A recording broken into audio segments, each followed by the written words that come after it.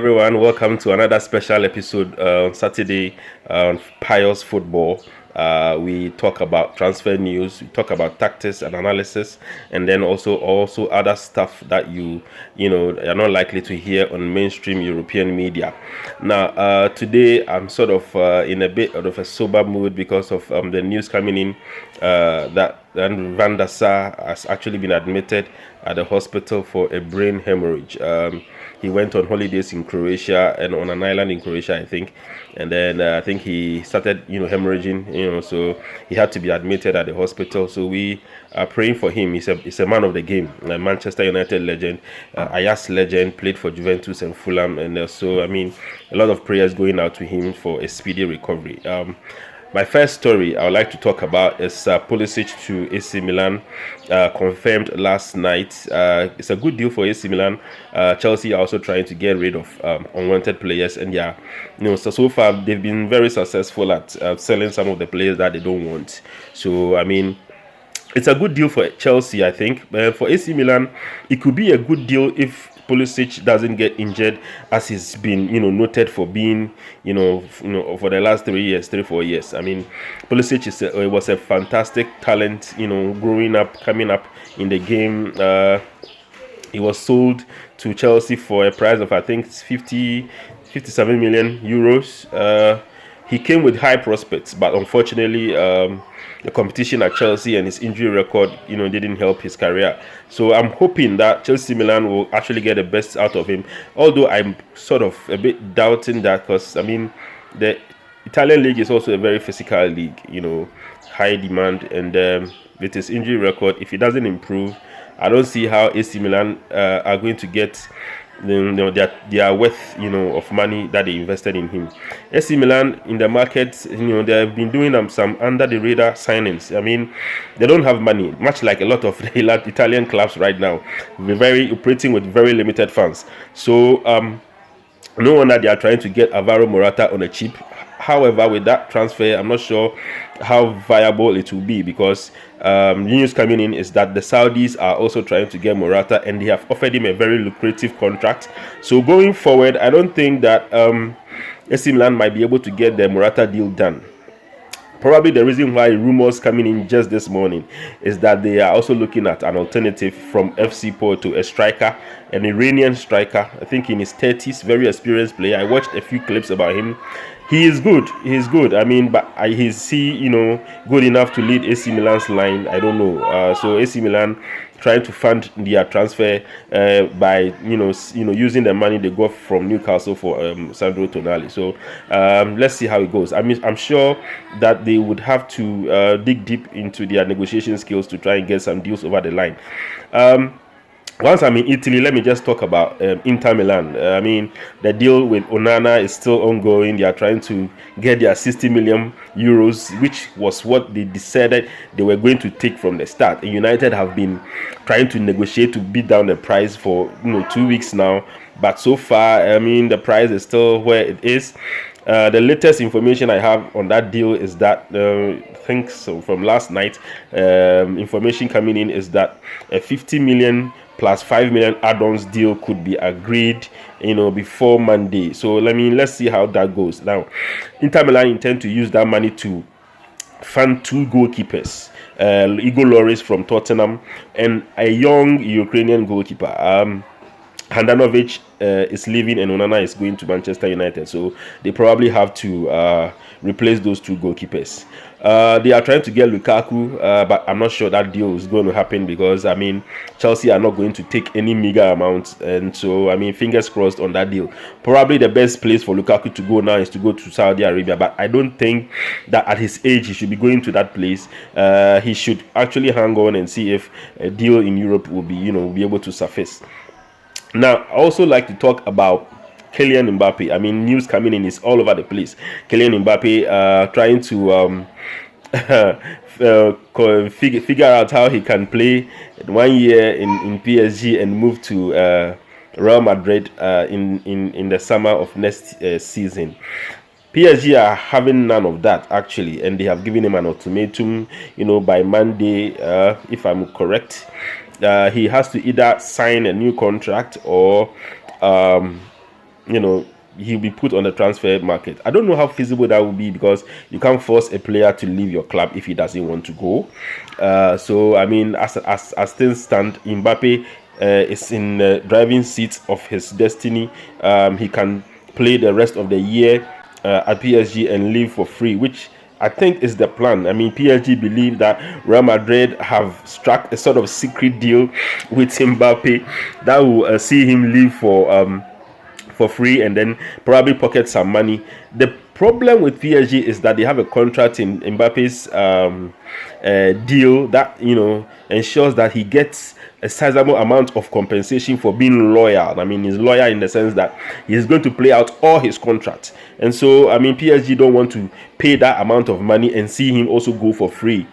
Obviously, I think Mbappe and his lawyers are trying to explore the loopholes in that contract, and that is why they sent PSG a letter of notification that they would not be renewing their contract and probably leave for free. So, PSG, I think they need to change their tactics, about how they deal with player transfers. I mean, they always seem to have problems with, their legends before they leave their club. Case in point is Zlatan Ibrahimovic, Edison Cavani, who was then the highest top scorer, about 200 goals, and then he left with, sort of bitter blood with, PSG about how they treated him. And then now, club legend Mbappe, because now he's the highest, top scorer of the club, and the circumstances now between the two, entities before he leaves probably next year, it's not good. So I think PSG in general, they need to sort of be a bit more diplomatic in the way they handle their club legends before they leave the club, because it kind of creates the intention that they are very dictatorial in their relationship with players, and that doesn't bode well for their future engagement with new talent.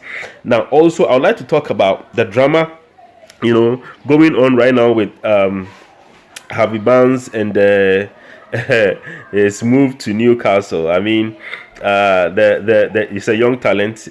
He went on a couple of loans, and he was very, very instrumental for Leicester City going into the season of where they went on relegation. But he was really good, and so I think that Newcastle are trying to bring in a lot of talent in there to bulk them up for their Champions League, their maiden Champions League encounter after since 2004, I think. So I mean, it will be interesting to see how that deal will go. I mean, Harvey Barnes, is he going to Newcastle United or West Ham? Because West Ham is also very much interested in him. I mean, they are pulling all the strings to try and get him.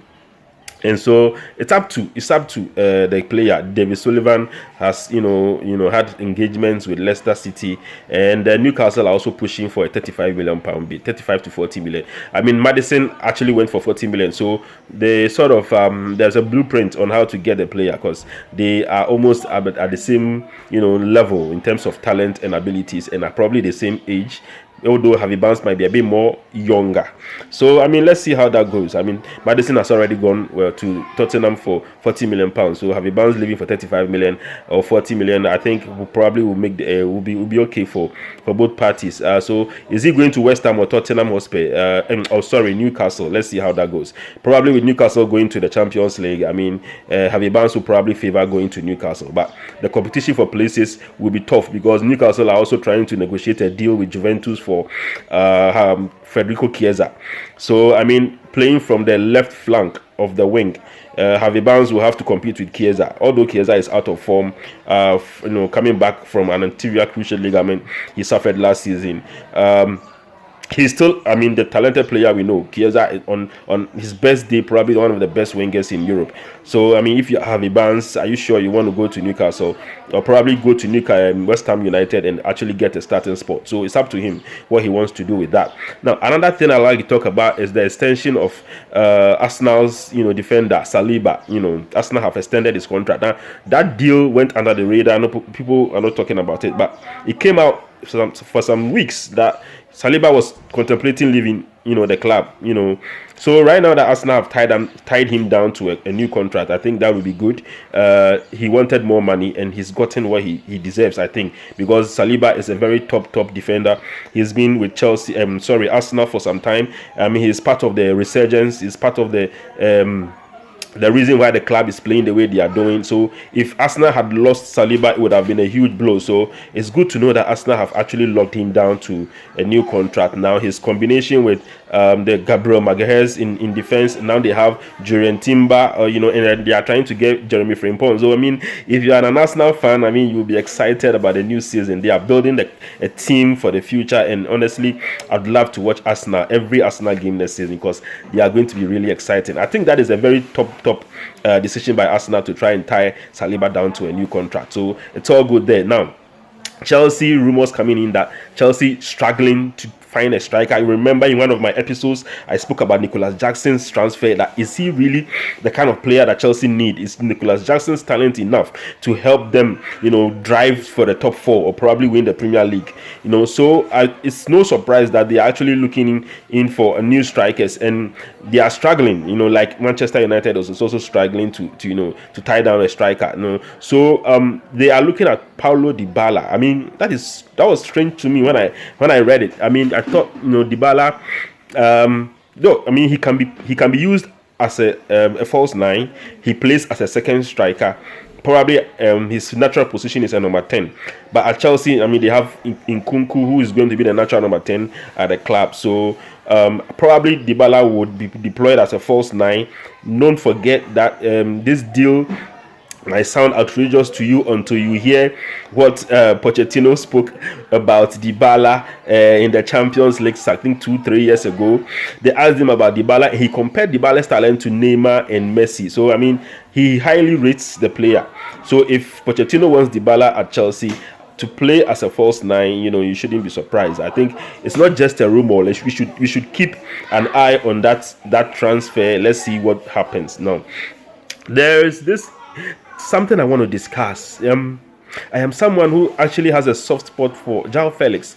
I followed him from Benfica. His talent was outrageous. The guy was good, and he went to Atletico Madrid, which was strange to me because I felt maybe he was better off going to a top team in Spain, like Real Madrid or Barcelona. I mean, don't get me wrong. Atletico Madrid are a top team, but I mean the style of play of Diego Simeone doesn't fit. Joao Felix, and I've been proven right because ever since he went to Atletico Madrid, I mean he's been on and off. The manager's philosophy, of the aggressive play, playing with long balls is not really helping Joao Felix. It didn't help him develop probably very well. And so he went on loan to Chelsea. We saw him there. He struggled, but I think the whole team under Chelsea struggled because of the change in managers. So it wouldn't be fair to anyone to say that Joao Felix was a flop at Chelsea because the talent that boy has is immense. And I think that going forward, the boy has to try and find a club where he can actually settle down and play with a very distinct rhythm, a distinct playing philosophy that goes well with his talent, because Joao Felix is a well beater. I believe that he's a Ballon d'Or material, but he needs to find a club where his talent will be very well appreciated. And I think that his links to PSG is a good one. Although PSG have a lot of players right now, where is he going to play from? Is he my opinion on Joao Felix is that he's a natural number 10. But in the modern game, the natural number 10 position is phasing out. A lot of managers are not using or deploying that role. So it will be interesting to see how he develops as a player. It depends on where he goes and the manager under who he plays. So fingers crossed for Joao Felix. Huge talent, but now Diego Simeone has said he doesn't want him.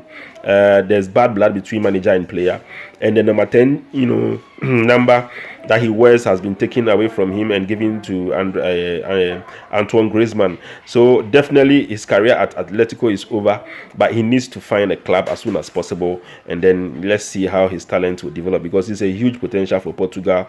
And too bad, I wish my club Manchester United would have gone for him, but his position is already being occupied by Bruno Fernandes. So a difficult situation for Joao Felix, but I mean huge talent, and I hope that he finds things, figures things out for himself before he faces out of the game, which will be very sad for football, in my opinion.